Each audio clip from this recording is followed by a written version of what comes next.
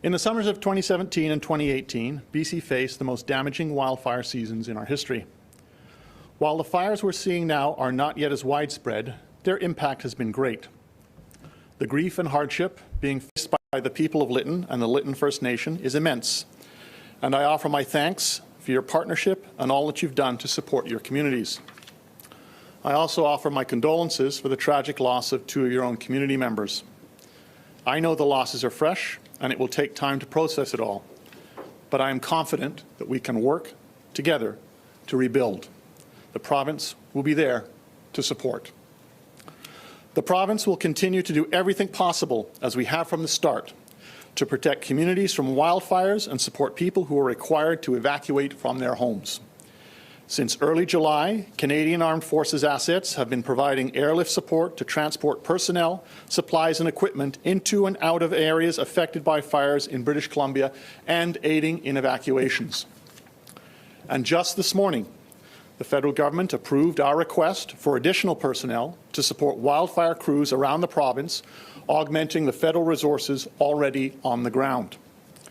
This will involve mop-up work, extinguishing hotspots on contained fires, and monitoring operations. We've also deployed out-of-province crews and resources from Alberta, New Brunswick, Quebec, and parts Canada. And this coming Saturday, approximately 100 firefighters from Mexico will arrive, accompanied by one COVID-19 safety officer and 2 agency representatives. Given the wildfire danger across Canada and the Pacific Northwest and the complications that come with COVID-19, it has been challenging to source trained crews. At this time, more than 3,180 firefighters and resource staff are currently actively engaged in fighting fires in all fire regions in the province. This includes 1,080 contractors and 135 out-of-province resources. I want to assure British Columbians that we are deploying all available personnel and equipment to fight the fires in communities across our province. Every opportunity is being pursued. In a briefing last night, officials advised that we will be facing some days of very difficult weather in the interior. What is forecast may lead to more severe fire behaviour and the potential for more evacuations. As mentioned, resources remain tight, both on the fire lines and in our ability to provide accommodations to evacuees. Volunteer resources are also stretched thin. We have reached a critical point. Based on the advice of emergency management and wildfire officials and my briefing last night on the worsening weather, I am declaring a provincial state of emergency. This will address the potential for a mass evacuation scenario and provide our government with the means to secure the accommodation spaces necessary to support evacuees. Our government has seen incredible cooperation with the private sector and all levels of government, and I fully expect that to continue. But this measure will ensure that the province can do what is necessary moving forward. This provincial state of emergency will take effect at midnight tonight. It is my hope that extraordinary powers under the Emergency Program Act will not be necessary. But putting the declaration in place now gives us the ability to move quickly if that need arises, and that cooperation in this response will remain the priority of everyone. Wildfire threats to our communities are going to continue for the foreseeable future. Overnight, the Osoyoos Indian Band was evacuated and alerts and orders were issued to parts of nearby Osoyoos and Oliver. Alerts are also in place for 100 Mile House, Ashcroft, Clinton, and several other areas. We're still in mid-July with challenging conditions expected to persist in the coming weeks. So I want to again ask anyone who may be threatened by wildfire this summer to get an evacuation plan ready. Contact friends and family to ensure you have somewhere to go should the worst happen. Heed the alerts and evacuation orders. While the province will continue to support anyone in need of emergency support services, having a plan will expedite care for those who have no other option. And if you have the opportunity and means, please do what you can to fire smart your property. Whether that's trimming trees, clearing grass and gutters, and helping your neighbors. You're not only helping to protect your property and those in your community, but also the firefighters who may be called on to protect it. Again, I want to acknowledge and express sincere appreciation for the efforts of all involved in this emergency response. We will continue to assess and monitor the situation closely. Our government is committed to do whatever is necessary to protect and support local governments and First Nations, and we will see the other side of this fire season. We just need to work together for the best interests of anyone. Thank you for your time. Take care and stay safe. Thank you very much, Minister. We have 4 additional speakers on today's call. They are Cliff Chapman with the BC Wildfire Service, Peter Brock with Emergency Management BC, Eric Stubbs with the BCRCMP, Dr. Sarah Henderson with the BC Centre for Disease Control. Media who wish to ask a question, please press *1 to enter the queue. You will be limited to 1 question only. We will offer follow-up once everyone has had a chance to ask their question. With that, I will now turn it over to Cliff Chapman with the BC Wildfire Service. Good afternoon, and thank you for having me today. I want to echo Minister Farnworth's comments, issuing a thank you to all BC Wildfire Service staff, contractors, partner agencies, and the communities who've been impacted by this devastating wildfire season for their support and the support they've shown our people on the ground. It's truly appreciated from our staff who are working tirelessly around the clock trying to suppress these wildfires, and knowing what's coming in this week, which I'll touch on in a little bit. We very much appreciate the shows of support from the communities and across the province. So a quick overview from BC Wildfire Service. So to date, we've had 1,145 fires this wildfire season. We've had 11 new wildfires in the last 24 hours. And 145 wildfires in the last 7 days. So significant increase in activity from what would be deemed average in a 10-year average.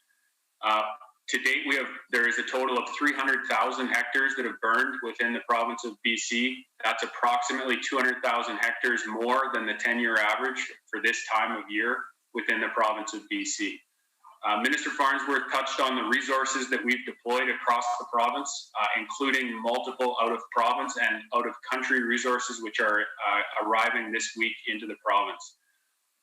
With the rundown that Minister Farnworth gave, we are expecting roughly 500 additional staff joining the support efforts and the suppression efforts on the ground in the next 10 days, which is going to be welcome help for our staff and our crews in the field. The forecast that Minister Farnworth touched on, we are expecting what we call a subtropical feed coming up from the United States, which is going to bring significant wind into the Southeast Fire Center and the interior of the province. What this means is that we are going to see our efforts on the fires that are on the landscape challenged. Our control lines will be challenged, and we have the potential to see significant fire behavior across the province, in particular in the southern half of the province, where the conditions remain extremely dry and extremely volatile. There is a wind warning that went out today, which covers the next 48 hours, and we are doing everything we can to prepare for the incoming wind event. Very likely not to see any moisture come with the event over the next 2 days.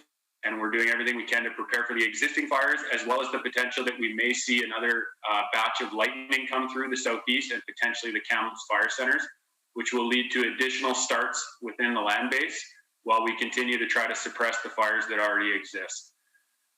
With that, the final message from BC Wildfire Service is, and Minister Farnworth touched on it, please have an evacuation plan ready for your family. Yesterday, on one of our incidents, we had folks that remained within an evacuation order zone. We deployed aircraft assets who put their lives at risk to try to evacuate those people at night, smoky conditions, and extreme fire behavior. I can tell you from working in this branch for 20 years that I would be taking my family out if I was on an evacuation order today. And I encourage everyone in BC to take that advice and do the same for your family. And with that, I look forward to questions. Thank you. Now we turn to Peter Brock with Emergency Management BC. Yeah, thank you. And I'll just expand and reinforce Cliff's points he made on behalf of BC Wildfire. So I want to be really clear, when you are in evacuation order, you are at risk, as mentioned previously. And when you are in evacuation order, leave the area immediately. For evacuation alert, if you're on evacuation alert, be prepared to leave your home quickly. And our team at EMBC is asking those on evacuation alert to monitor your local authority public information channels for both alerts or orders. And it's very fluid and changes very quickly. So be sure to monitor your local authority, and that is the source of information. Create an emergency kit and then grab and go bag for yourself or your family. Make sure that you have clothing, medications, water, food, comfort items, and important documents and things like photo albums or other things that can't be replaced. Please, as mentioned, as the minister had previously mentioned, please plan your accommodation with family members or friends, and this will really help British Columbians with acquiring accommodations where they don't have those options, and it frees up space in hotels and other areas where there are people that are having a hard time finding places to stay. If you are evacuated, make sure you register with emergency support services, and that's whether or not you need support. It's just so that your loved ones and communities know where you are and when you're safe. You can register online at ess.gov.bc.ca or by phone at 1-800-585-9559. And if you need support, please proceed to one of your local reception centers so they can help you. That's all I have for my update today. Happy to take questions. Thank you. Thank you. Our next speaker is Eric Stubbs with BCRCMP. Good afternoon. Quick update from the BCRCMP. We are continuing to assist numerous communities across the province with this wildfire event. Obviously, it's very dynamic and changes at quick notice. We are continuing to identify and deploy RCMP resources in those areas that are subject to evacuation alerts or orders. We have to date already deployed 100 RCMP officers and support staff to specific areas around the province. In addition to that, we do have some officers on standby, ready to deploy if needed, if a new fire does break out. I do want to note an important point. Any areas that are subjected to an evacuation order, we are there. We if we can and it's safe, we're still in the area. We have roving patrols to monitor these areas, to prevent looting or any thefts, as well as our roadblocks and checkpoints that we have established.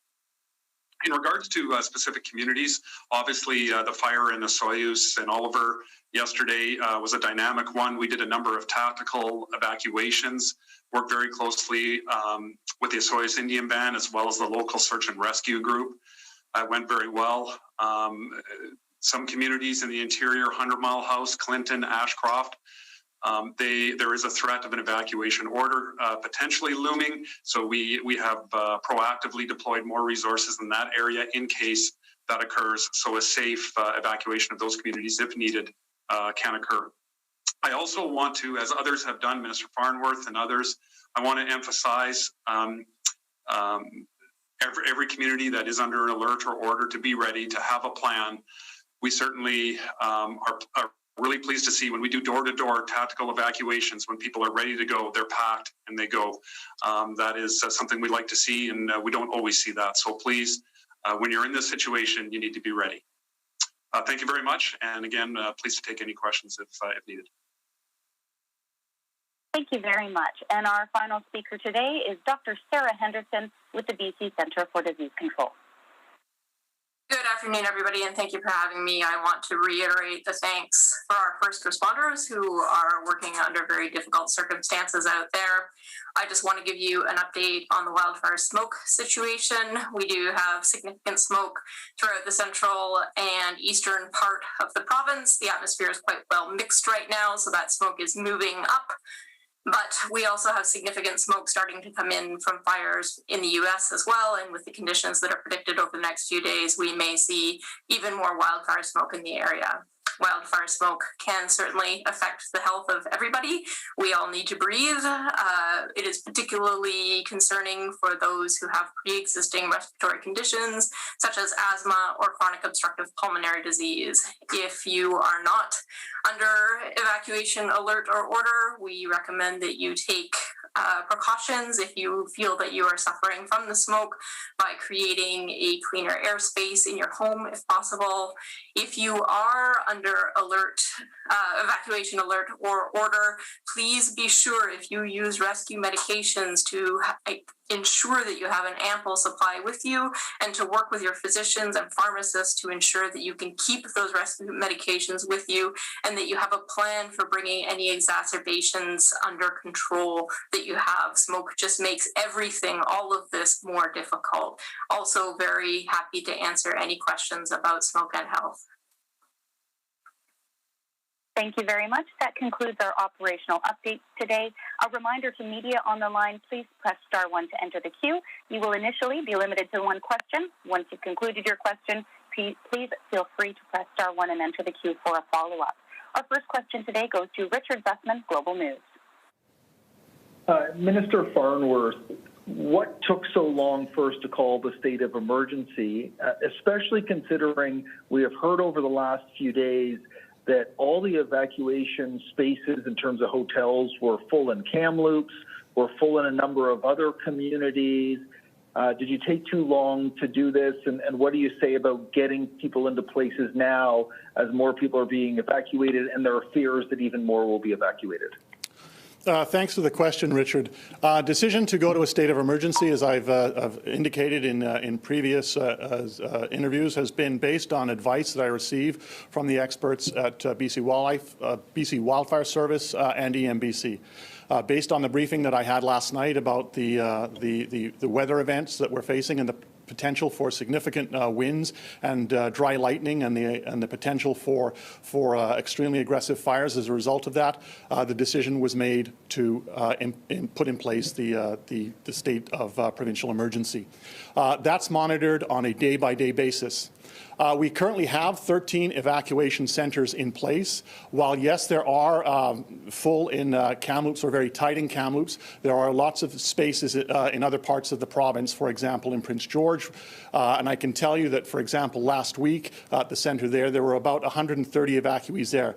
But we recognize that there needs to be a significant number of centres possible. And this is one of those areas that if we do have to have a significant evacuation taking place because if there are fires that occur that cause that, then we're going we want to make sure that those spaces are there. This state of provincial emergency will, in fact, ensure that takes place. The reality is this. We've had amazing cooperation from local government already in identifying spaces, but we want to make absolutely sure, and I fully expect that will continue, we want to make absolutely sure that we have the ability to house evacuees if there is a significant evacuation that's going to have to take place. Next question, Victor Kaiser, Radio NL. Hi, Minister. Thanks for doing this. Richard kind of asked part of my question, so I guess I'll ask you on this front. What would you say to a lot of people in the interior who, in the Kamloops area, we've been with smoky, fiery conditions now for weeks, and yes, the situation in Osoyoos Oliver was significant, but they seem to feel that because now it impacts people in the lower mainland that may have cottages and what have you in that part of the province, you're now acting based on the information that you received. So what do you tell to a lot of these people who feel like they've just been ignored now for the past several weeks up until this point? I fully understand that smoke-filled skies are incredibly frustrating and fire is incredibly frustrating. We all do. But the idea that somehow it's because people live in the lower mainland aren't impacted is just simply not correct. We have right now over 3,000 men and women fighting fires in this province. We have had great support from the federal government in terms of making not only aircraft available, but ground resources available as well. We have had amazing cooperation with local governments right across the province, and in particular in the Caribou region. Everything that we can possibly do in terms of securing resources is being done. and that's been in place since this fire season started, and it started early. And we are going to continue to ensure that the supports are there for people, both in terms of social services for those who are evacuated, and to ensure that we have as many resources as possible on those front lines fighting fires. And as I've said, there's over 3,000 men and women, mostly British Columbians, but a lot from outside of this province, and on Saturday are going to be joined by more than 100 firefighters coming up from Mexico. Next question is Lisa Yusa, News 1130. Hi, Minister. You know, this area is one area, you know, when you're talking about the southeast corner, is an area that was so looking forward to tourism once getting out of the pandemic. How are you going to ensure that the message of safety for people who are living in the area gets out, as well as messages for people who want to come visit of where it's safe, where it's not, so people just don't blanket stay away and think that the whole southern part of the province is on fire? How do you walk that line, and how will you walk that line? I think one of the things I would say to that is that's why it's important to follow the wildfire updates that are available daily and are online, and you can see where the evacuation alerts and orders are. But it's also to use common sense and to check ahead. That's also one of the powers under the state of emergency, for example, that I would have available, which is that if, for example, there was a significant evacuation having to take place, then there would be the ability to put in place a travel restriction, and obviously that would be well publicized. For the next question, we go to Wayne Moore, Castanet. Oh, thank you, and good afternoon. Just curious, in terms of timber lost and money spent, wondering if you can give us an idea of this fire season in terms of what we've seen in other historic seasons from 2003 and also 2017 and 2018. In terms of money spent, what I'll say at this point is that we spend what's required to fight the fires. You know, that's budget is not an issue, and so in terms of the money spent, we will have a better understanding towards later in the fire season. Right now, the priority is fighting those fires.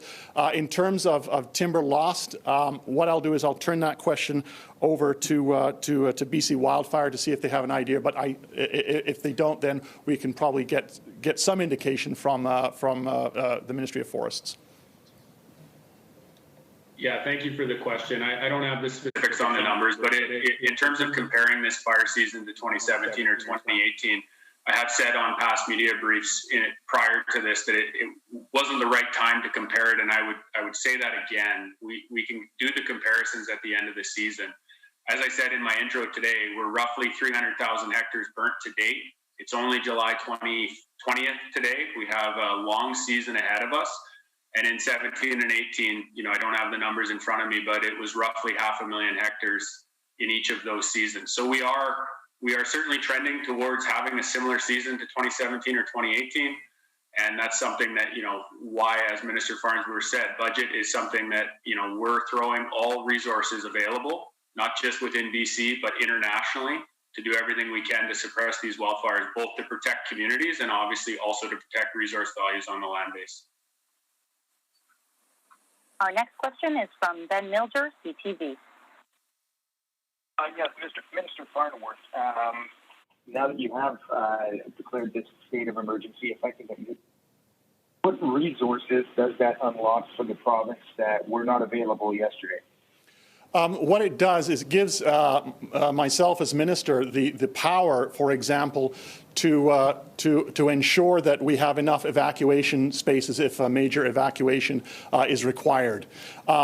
Does it unlock additional firefighting resources in terms of boots on the ground? No, it does not. That is coordinated through the Interagency Fire Centre in Winnipeg, and that's already in place, and they have been supplying firefighters from out of province to us already. In terms of our agreements, partnerships with firefighters from outside of the province, again, they're already in place. In terms of the private sector, it would allow me, for example, to technically commandeer an aircraft or trucks if that were required. But the reality is this, is the private sector has stepped up and has provided resources that we've requested and that we have needed. Our next question goes to Jeff Andreas, Radio NL. Hi, thanks for taking my question. I guess this is for Emergency Management BC, but we have been hearing from local mayors, from regional districts for a couple of weeks asking for a state of emergency to be called, and there has been a reluctancy to call one until this point. I know Minister Farnworth, yourself, and Premier John Horgan have said numerous times a state of emergency not going to have a significant impact, and you just sort of went over that again on what powers it actually changes for yourself. But for Emergency Management BC, what's changed over the last 2 weeks? We've been waiting for this call to be made, and finally the advice was given yesterday. Why did it take this long? That question I already answered, and that is, as minister, I am the minister responsible for authorizing a state of emergency. Each day I get an update, and the situation is constantly monitored. And I can tell you, based on the briefing that I received last night about the change in weather and the significant potential with high winds and dry lightning for not only additional fires, but to accelerate aggressive fire behavior, that's the decision that was taken at that point to go. We are going to declare a state of emergency. That's how those decisions are made. That's no different than in 2017 and 2018. For our next question, we go to Amy Smart, Canadian Press. Hi there. Over the weekend, EMBC issued a statement kind of having to do with the tight accommodations and encouraging people who had self-evacuated to consider returning home. I'm wondering, given the forecast and the fact that many communities have had to leave so quickly that they don't have notice, they can't grab their shoes, they can't grab whatever. Is that advice changing now that there's a state of an emergency? No, the advice around evacuation orders and evacuation alerts continues to remain in place, and that's why we encourage everyone to have an evacuation plan at the ready, and also to abide by the evacuation alerts and the evacuation orders. What we want to do is to ensure that we are, in the case of an evacuation, that there are places for people to go. That's why there are 13 evacuation centres right now. We know that in some of those places that they are tight in terms of accommodations, but there are spaces in other communities, and we're also working to ensure that we have those spaces. What the state of emergency will do, as I said, is allow us to ensure that that's in place by if necessary, to be able to say this is where an evacuation centre will be, whether it be a private facility or a public facility, for example. The other thing to remember too is that when Emergency BC encourages people to, if they're able to return home, that's because that evacuation order has been lifted, or that or the evacuation alert has also been downgraded. So it's always done on the basis of safety for the public and the individuals affected by those states of alerts and states of orders. I'd like to invite members of the media who would like to ask a follow-up question to please press *1 to enter the queue. For the first follow-up, we go to Richard Zussman, Global News. Historically, Minister, when the province has declared a state of emergency, it has had a profound impact on the tourism sector, especially in the capital region and Metro Vancouver. We know the tourism sector has been battered by the pandemic. Are you concerned that the declaration of the state of emergency will have a continued impact on those tourism sectors?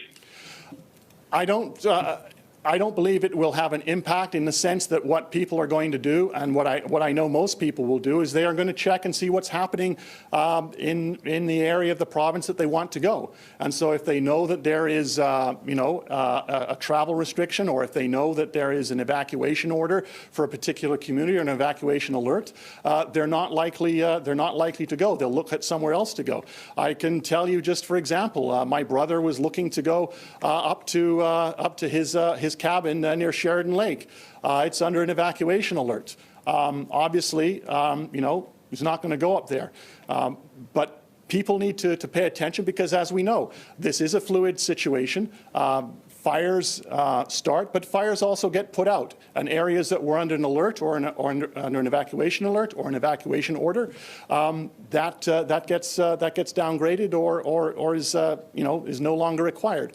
So I think most people are going to look and see what's going on in the area that they want to visit. Next to Lisa Yusa, News 1130. Just to follow up on Richard's question there, will there be any messaging? I mean, you've been clear about the messaging specific to people who are in dangerous situations and in dangerous areas and with closures. But beyond that emergency measure, is there going to be anything specific to tourists coming, knowing that the industry has been so battered and is trying so hard to get back on their feet? And we've heard from many that there are concerns that the state of emergency, with people not knowing the geography of BC, will presume that because Oliver, is devastated, that other areas that are far away are as well. And so is there going to be any measures taken to counteract the message and the fear that will come with the state of emergency for people, especially not from the province? We will obviously be working with the tourism industry and tourism associations to ensure that we are able to get the message out that many parts of British Columbia are available, to travel, and to ensure that there is good communication and messaging in terms of the fire situation in the different parts of the province. But I think all of us also recognize too that public safety is absolutely paramount. And whether you're a resident or a tourist, you expect that. But absolutely, we will be working with the tourism associations and the tourism industry. Next question, Ben Milger, CTV. Minister Farnworth, anytime that we have evacuation orders, there are always some people who don't comply and choose to stay behind, whether to defend their properties or for whatever reason they might have. What is your message to people about how that impacts resources and puts people at risk if they don't follow those evacuation orders? When you don't follow an evacuation order, you're not only putting yourself and potentially loved ones at risk, you're also putting at risk the lives of those who may have to come and evacuate you from an area because you decided that you were going to ignore the evacuation order. And that's just not acceptable. We've got men and women who are out there doing everything they can to keep life safe, to protect property. And the last thing that we need is resources being diverted because someone decided that they knew better and that they were going to ignore an evacuation order. Our next question goes to Jeff Andreas, Radio NL. Hi, thanks. I guess I was hoping to get Peter Brock to respond to this, but I understand the forecast has changed and more winds are anticipated, and that's why this state of emergency is being declared. So I guess for Peter, are you anticipating, thousands of new evacuations to be necessary in the next couple of days, and that's why your advice changed as of last night? It depends on the situation of what happens in fires in terms of how evacuations have to take place. What we're concerned about is wind events, dry lightning, and what was acknowledged in terms of this subtropical event moving northwards. That's what drives lightning. That's what drives winds. And that's subsequently what drives fires. And so if you have lightning strikes and fires developing near communities, that may well result in significant evacuations. We've seen it in the past, and we want to make sure that we are prepared for it. And that's why, based on the advice last night, that the state of emergency is being put in place. And our last question goes to Victor Kaiser, Radio NL. Hi again, Minister. Just kind of adding on what Jeff just asked you. We've seen pretty similar forecasts in the Kamloops area and parts of the Caribou as well. Hot, dry, some lightning, not a lot of rain. I was wondering if you could elaborate a bit more into exactly what some of that advice is that you would have got that prompts us to take us to where we are right now, because to a lot of us here, like I said, in the interior, it's been hot, dry, and smoky for weeks now. So I'm wondering what's the difference now? Well, there's already a base of significant fires underway, and when you receive advice that, guess what, it's now going to get even potentially worse than what it is, and that will potentially result in the need for even more evacuations, and potentially significant evacuations. That's also pretty sobering. We know that what you've been dealing with in Kamloops for the last several weeks, and the men and women out fighting the fires as hard as they can. But when we receive advice that it's going to get even worse based on what we're seeing, the appropriate decision was to listen to that advice and put in place the state of emergency, which we've done today. And that's how it is done in this province, and that's how it's been done in the past, whether it was 2017 or 2018, and now 2021. Okay, and I believe we have a last-minute joiner. Are we able to go to Marcella Bernardo? It's 11:30. Hello? Oh, go ahead, please, Marcella. Thank you. Hi. So I just wanted to ask about concerns being raised about resources being brought in from Australia and other countries where COVID may be a factor. We heard that 500 personnel are coming in. Can you elaborate on where they're coming from and what kind of problems have you encountered just trying to get crews to come here from other provinces and other regions that might be able to put more boots on the ground? Well, I can tell you in terms of other provinces, there are protocols in place. There's the Interagency Centre in Winnipeg, which coordinates the deployment of resources, and we work very closely with them and other provinces, and in particular New Brunswick and Ontario and Quebec at the present time. So that's already been in place and has been in place for quite some time. In terms of the firefighters coming in from Mexico, again, COVID-19 protocols are in place, and they are coming in on Saturday. And they will be going straight to the hot zones where they're needed in teams of 5 teams of 20. In terms of resources from Australia, I can tell you that we have been in touch with Australia. They have particular COVID issues themselves at the moment, and we are working with them. But there's not been at this point a commitment to have firefighters come here from Australia. Marcella, do you have a follow-up? No, that's fine. Thank you. Thank you, everybody, for joining. That concludes today's information update. Our next scheduled update is Thursday afternoon at 2 p.m. Thank you. Have a great day. You're watching BC One.